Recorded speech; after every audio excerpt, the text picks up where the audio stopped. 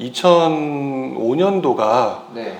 그 2004년도가 이제 침체장이었고요. 네. 그다음에 2005년도에 강남이 상승을 했고, 그다음에 2006년도, 7년도 넘어가면서 그 서울의 외곽지가 상승하는 모습을 보였어요. 네. 근데 그 외곽이 상승하는 모습을 보였던 게 뭐냐면 정부가 규제를 굉장히 강하게 하면서 부동산은 잡겠습니다라고 말씀을 해주셨었거든요. 이때 막 버블 세븐 이런 거 나올 때인가요? 네, 그렇죠. 버블 세븐 때였어요. 네. 그러다 보니까 그 버블 세븐을 잡겠습니다 한 건 좋았는데 사실 그 당시 많이 올랐던 건 사실이니까요. 네. 근데 그때 잡겠습니다 했던 건 좋았는데 그 당시에도 분명히 사람들은 그 누르는 곳을 제외한 나머지 곳을 찾아서 움직이려고 했었던 그런 흐름이 있었어요. 그래도 2008년에 금융위기에 맞긴 맞았죠. 네, 그 바로 직전까지의 모습인 네. 거죠. 네, 네. 근데 금융이라고 하는 부분은 언제 올지는 사실 모르는 부분이잖아요. 그렇죠. 예. 그리고 금융위기가 오기 전에 2007년도부터 부동산 자체의 그 포인트로만 보면 미분양이 늘어나기 시작했어요. 아, 2007년부터 네, 너무 비싸지니까. 네, 너무 비싸니까 이건 살 수가 없는 거죠. 그러니까 부동산 자체에서도 결국에는 수요가 줄어드는 상황이 닥쳐오고 있었던 건데 네. 바로 그 전에 그러니까 아까 말씀드렸던 2007년 이전에는 무슨 모습이 있었냐면 전세 가격이 올랐거든요. 전세 가격이 올랐다. 네, 그러니까 전세 가격이 오르는 상황이 발생을 했는데 그러니까 지금 뭐냐면 버블 세븐은 묶었잖아요. 네네. 2006년, 2007년 이때 네네. 용인까지. 네네. 그리고 2007년에 전세 가격이 오른다는 건 그 묶인 지역들의 전세 가격이 올라갔다는 거예요? 아니요, 그 당시에 그런 부분이 좀 있었던 것 같아요. 그러니까 정부는 규제를 했잖아요. 네. 정부가 규제를 하게 되면 서울하고 수도권 시장을 규제를 하게 되면서 지금과 유사하게 부동산 시장에 이제 공급이 줄어드는 현상이 나타나 버렸어요. 묶으면서. 예, 묶으니까 아무래도 청약을 하기 위해서는 분양을 해야 되는데 네. 분양을 하기가 건설사가 만만치가 않았던 상황인 거죠. 아, 그때도 뭐 전매 제한 이런 게 있었나요? 네, 있었죠. 그러니까 아주 많이 줄었다가 아니라 네. 줄어드는 모습이 나타났었고 그 상황에서 많은 분들이 지금도 지금 그런 현상이 나타나는 것 같아요. 네.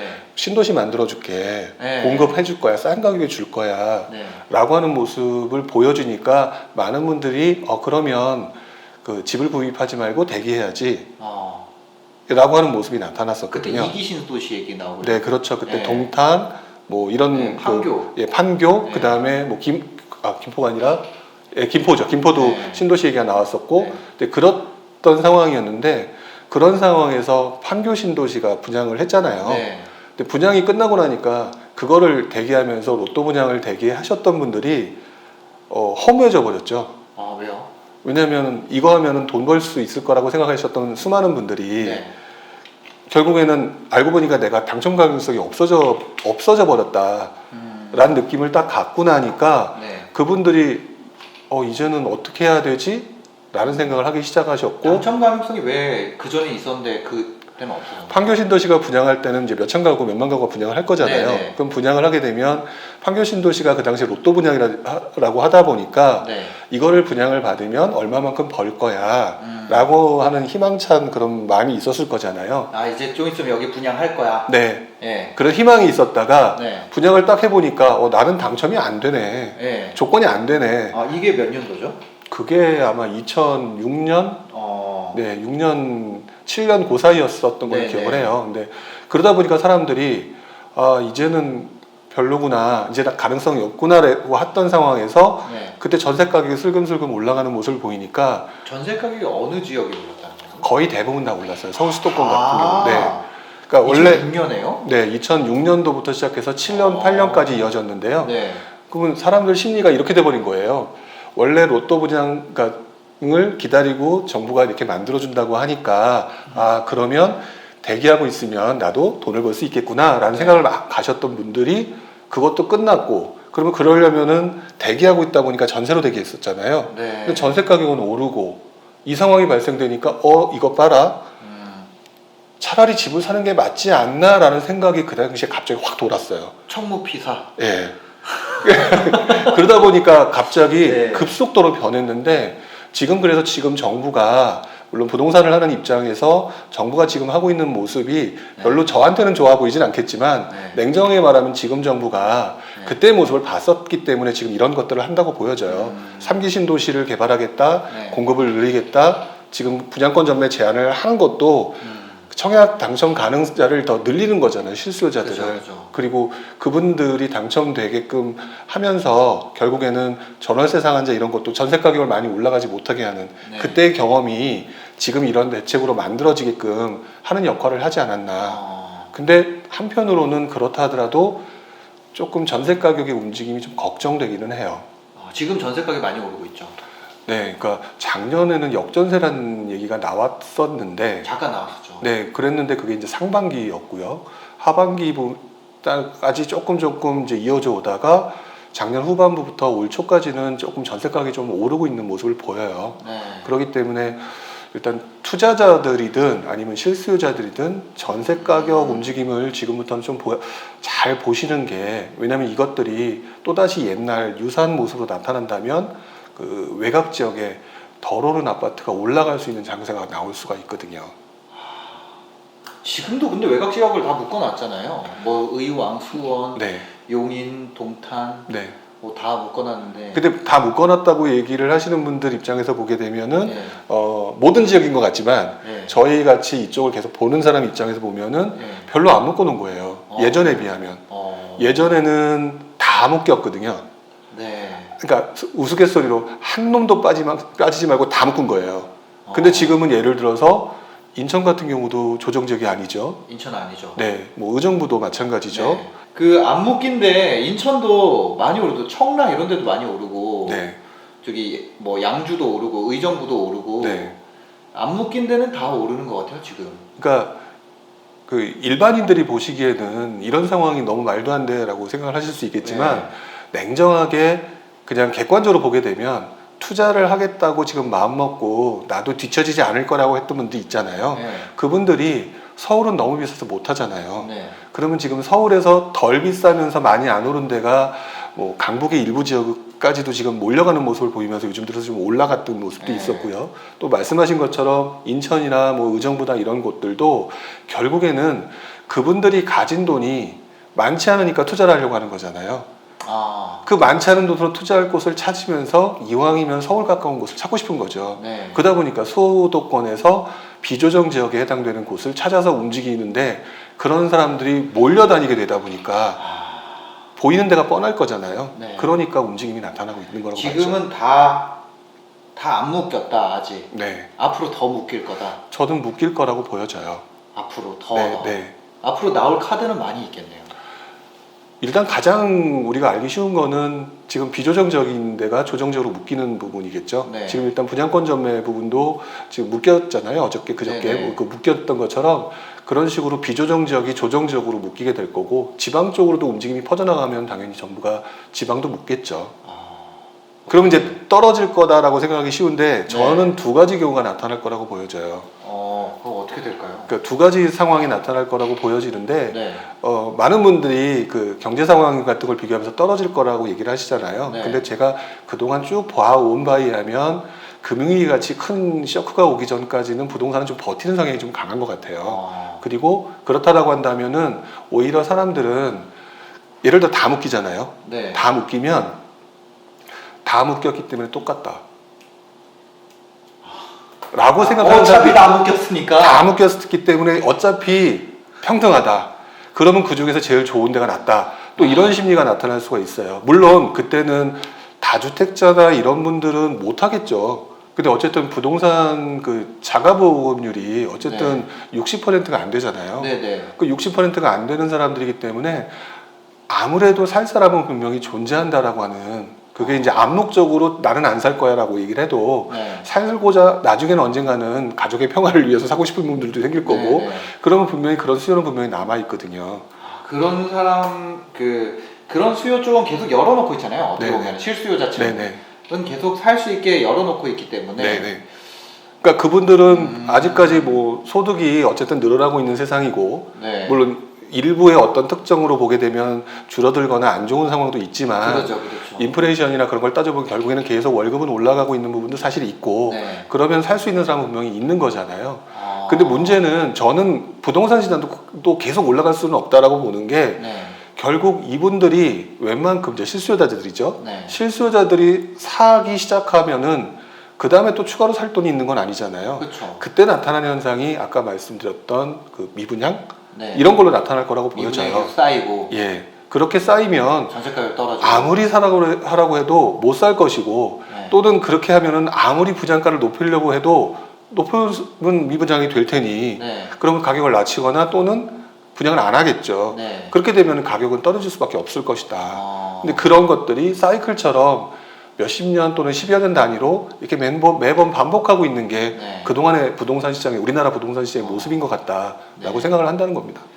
그 아직 상승 사이클 중에 있다고 보시는 거네요. 그러니까 실수요자 모든 것이 묶이고 이제 실수요자들까지 가고 미분양이 쌓이는 시점, 미분양이 이제 증가 추세로 네. 바뀌는 시점이 되기 전까지는 네. 아직은 상승 사이클 안에 있다. 네, 상승 사이클 안에 그 수많은 조정들이 있잖아요. 네. 그 단기 변수에 의해서 네, 네. 그런 변수에 의해서 나타나는 장이다. 어. 근데 상승장이라고 하면 또 오해하실 수 있는 부분이 있겠지만 네. 상승장 중에서도 약간 후반부에 접어들어 오고 있지 않는가. 아, 상승장 후반부다. 예, 후반부에 접어들고 있지 않겠느냐. 왜냐하면 상당히 많은 사람이 샀다. 네. 그 다음에 저는 또 상승장의 후반부를 보는 관점 중에 하나가 네, 네. 그걸 하나 더 보고 있거든요. 어떤 건가요? 일반인들이 이제 부동산에 관심을 가질 때 정말 그 부동산에 관심이 없었던 분들마저도 부동산에 관심을 갖기 시작하게 되면 그때 나타나는 제일 자주 나타나는 현상들이 버블 같은 경우잖아요. 네. 그런 현상들이 나타나는 건데 지금 보면은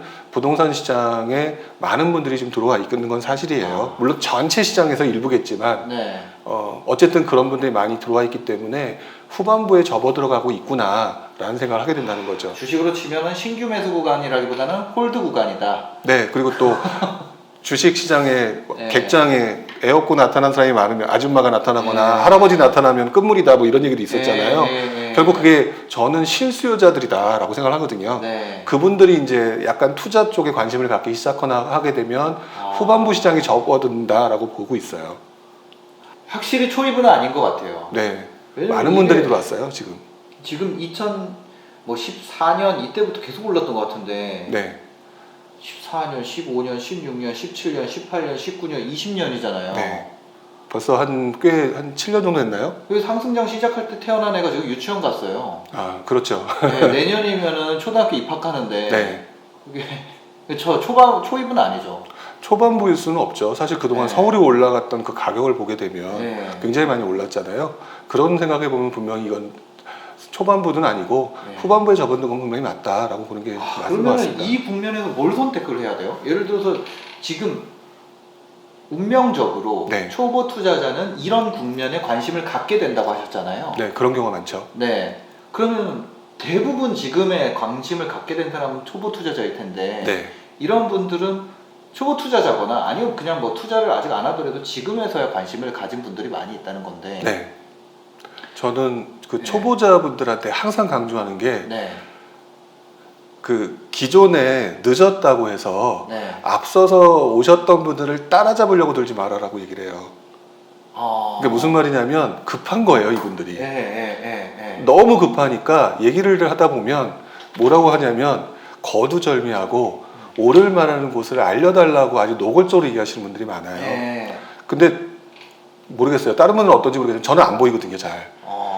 계속 공부하고 고민하고 이렇게 될 거다라고 생각을 해서 이렇게 가능성을 보고 투자를 하는 베팅인데 네. 오를 곳이 없다라고 저는 생각을 하거든요. 어... 그 가능성을 보고 베팅하는 건데 그분들이 너무 급해진 거예요. 네. 그렇기 때문에 항상 그 초보자분들한테 뭐라고 말씀을 드려왔냐면 당신은 모르기 때문에 초보자다. 네. 초보자라면 남들이 1억 먹었든 2억 먹었든 3억 먹었든 그게 중요한 게 아니라 당신이 감당할 수준에서 먹을 수 있다. 네. 그렇게 생각을 해야지. 그리고 이번 장 끝나고 난 다음에 은퇴할 거냐. 저 같은 경우도 20몇 년 동안 은퇴가 안 되더라. 평생 그렇게 하게 되더라. 그렇게 하셔라. 네. 그게 맞는 거지. 그리고 살다 보면 침체장도 온다. 네. 그러면 침체장이 올라올 때 무리하게 그때 뒤늦게 들어오신 분들이 세상 돌아가는 그 어떤 사이클 이런 거 모르는 상태에 들어와 버리게 되면 한 방에 무너지는 거다. 네. 그렇기 때문에 지금 이제 나이대가 뭐 예를 들어 30, 40대가 제일 관심이 많으시잖아요. 그렇죠. 그러면 어차피 은퇴 60대 이후에 하실 건데 네. 30년 동안 여유를 가지고 투자하셔라. 자식들도 챙기고 네. 여행도 가고 네. 부동산 임장 가는 거 중요하긴 하겠지만 네. 이것저것 다 해보면서 돈 엄청나게 먹으려고 이번 장 끝나고 뭐 자꾸 뭐 여행, 해외여행 이런 거 생각들 하시더라고요. 그런 거 하지 않아도 좋다. 여행은 열심히 공부하고 투자하다가 중간에 가는 거다. 네. 잠깐 쉴 때 가는 거다. 네. 이렇게 얘기를 하죠.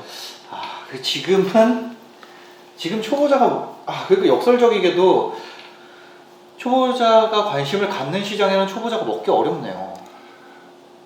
그분들이 먹기가 어려운 시장이면 틀림이 없죠. 네. 그렇지만 먹기 어려운 시장이라고 하는 거는 그냥 큰 그림을 보는 거지. 그 시장이 우리 부동산 시장도 그렇지만 뭐 경매 시장도 있고 뭐 분양권 시장도 따라 있고 네. 지방 시장도 있고 되게 다양하잖아요. 네. 거기서 먹을 수 있는 대상 기술은 다 정해져 있고 그걸 어떻게 운영하기 나름이다. 네. 결국 그걸 하기 위해서는 공부를 해야 되는 부분이 발생하는데 그 단계를 건너뛰고 난 다음에 돈부터 수익을 창출하려고 하지 않느냐. 네. 그게 현실적으로 맞지 않다라고 보는 거죠. 기술적인 부분도 익혀야 될 게 분명히 있고. 그럼요. 아까도 그 처음에 말씀을 하셨지만 침체기 경매가 네. 그 유행하는 장이 될 수밖에 없잖아요. 네. 그게 어떻게 보면 침체기 때문에 가격이 오르지 않으니까 오르지 않는 것을 강제로 낮출 수 있는 기술이 들어가는 거잖아요.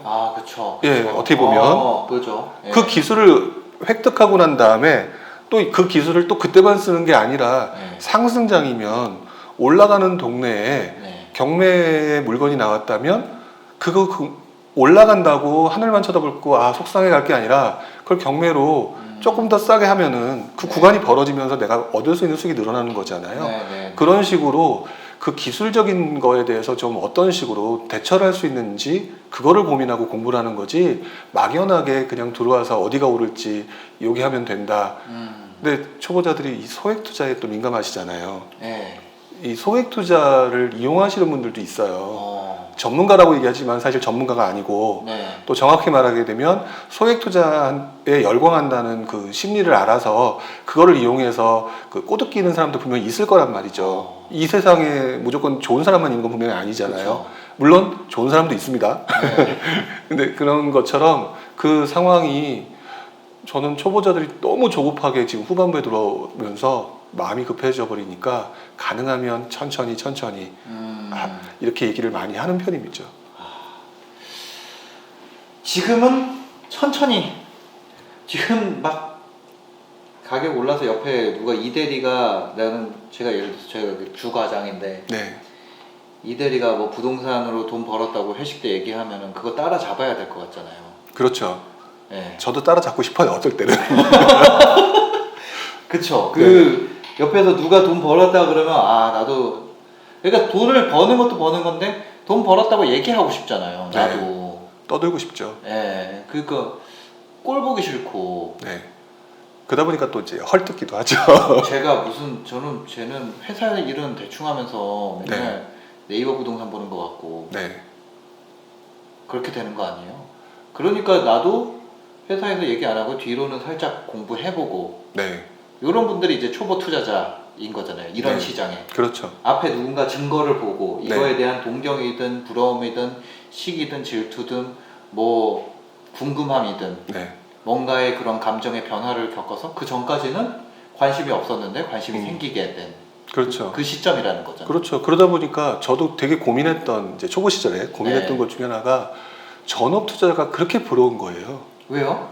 왜냐면 왠지 그 로또를 사면 당첨될 것 같은 느낌하고 똑같은 것 같아요. 왠지 전업 투자로 나오면 잘 될 것만 같은 거죠. 더. 예. 왜냐면 지금은 내가 1시간만 밖에 못 보는데 나오면 한 10시간 볼 것 같으니까. 예. 그러니까 자꾸 그러면서 마음이 자꾸 들쑥날쑥 이러면서 조급해지고 그러면서 내가 이왕이면 전업을 이렇게 하면 잘할 수 있을 것 같은데 근데 제 주변에서 보면 그렇게 성공하신 분들이 그렇게 많지가 않아요.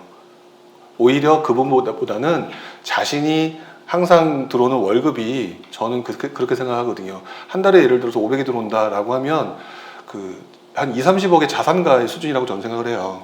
500이면 크죠. 그렇죠. 네. 그렇기 때문에 거기서 짜투리를 해가지고 내가 살아가는 동안에 계속해서 현금흐름이 되는 상황에서 조금씩 내 자산을 쌓아가는 재미를 느껴야지 그걸 가지고 들어왔을 때 아무것도 없이 들어와 버리게 되면 거기서 무슨 일이 생길지 모른다는 거죠. 저는 그래서 전업 투자를 타고나신 분들이 있어요. 보면 네, 네. 그분들은 그분들이고 일반인들 특히 이제 회사원분들이라면 또 관심이 많은 분들이라면 전업 일단 그 나중 문제고 네. 일단 지금 일에 충실하시면서 1시간 덜 자고 공부 좀 더 하시고 그러다 보면 어느 순간 더 짜릿한 부분을 느끼게 된다. 그게 지금 당장 아까 말씀하신 옆에 있던 이 대리가 네. 이렇게 돈을 많이 벌었다. 네. 10년 후에 이 대리 힘들어할 때 네. 나는 그 친구한테 돈 빌려줄 수 있는 위치가 된다 이거죠. 이 대리가 그런 거 막 가르치고 이런 거 보기 싫잖아요. 그렇죠. 아는 척하고 네. 아 과장님 요즘에 그런 거 안 사요 막 이렇게 얘기하고 이런 거. 네. 뭐 근데 모르면 인정을 해야죠. 아, 꼴 보기 싫은데. 네. 아 요즘엔 그런 거 안 해요. 막 이런 거 얘기하고. 그런 분들도 많아지긴 했죠 요즘에. 네. 막 부동산 트렌드 워낙 바뀌니까. 네. 아 요즘엔 그런 거 투자 안 해요. 막 이렇게 하고. 그러니까 돈을 버는 분들이 많아지다 보니까 네. 이렇게 사실 구간이 얼마 안 됐거든요. 돈을 네. 번 구간이 얼마 안 됐는데 네. 됐는데도 불구하고 이게 모든 것이냐 얘기하시는 분들이 가끔 저도 느껴져요. 이제 왜냐면 상승장이 한 7년 정도 되니까 네. 7, 8년 되니까 그분들도 나름의 경력이라고 네. 생각이 되는. 네, 그렇죠. 그 네. 경력이라고 생각했는데 저는 그래서 제 좌우명이 네. 이것도 한때뿐이거든요. 어. 잘 되는 것도 한때뿐, 못 네. 되는 것도 한때뿐. 어. 그게 제 좌우명인데 그게 바로 이 부동산을 공부하다가 깨달은 것 중에 하나죠. 네. 지금 7, 8년 올랐으니까 내가 굉장히 잘한 것 같지만 내가 아직 못 본 거 분명히 있다. 저도 못 본 게 있을 거라고 생각하거든요. 어. 그렇기 때문에 항상 겸손해야 되고 네. 부동산 투자에서 돈 벌었다고 잘난 체해서는 안 되고 네. 그러면서 좀 도와주려고 하는 거 차라리 그렇게 하는 게 맞죠. 근데 좀 잘난 체 하시는 분들이 좀 많으면 네. 그 시장이 왜곡되는 경우가 많고 그래서 부동산 시장이 지금 많은 분들한테 욕을 먹는 것들도 있지 않는가 그런 생각도 조금 들긴 합니다. 아, 네. 오늘 23년 동안 투자하고 오히려 겸손을 찾으신. 이때 2003년 때는 대표님도 뭐 그랬었죠? 되게 막. 뽕이 들어가서요. 네. 부동산은 말이지라고 남들한테 가리키는 거 되게 좋아했었습니다. 아. 솔직히. 근데 2003년에 분양권으로 한번 꺾이시고 그 다음에 이거는 계속 배워야 되는구나. 네, 부동산 투자의 방법은 다양하구나. 네. 하나 가지고 잘난 체하지 말아야겠다. 아, 이렇게 됐죠. 이게 상승장이 오래될수록 좀 그런 한쪽 방향으로 쏠림 현상이 지금 많이 나오는 것 같고. 네. 네, 그런 분들에게 어떻게 보면은 좀 경종을 울리는 내용이었던 것 같습니다. 네, 부동산이 무조건 모인 것처럼 지금 성공의 지름길인 것처럼 착각해서도 안 되고 그건 주식시장도 마찬가지고 우리 투자시장은 다 마찬가지라고 생각하거든요. 네. 조금 여유 있게 먼 시장을 내다보면서 나의 미래를 내다보면서 투자하는 방식이 부동산이든 주식이든 그게 올바른 방향이다라고 저는 네. 생각을 하죠. 네. 오늘도 긴 영상 봐주셔서 감사하고요. 행복한 하루 되시기 바랍니다. 감사합니다. 네, 감사합니다.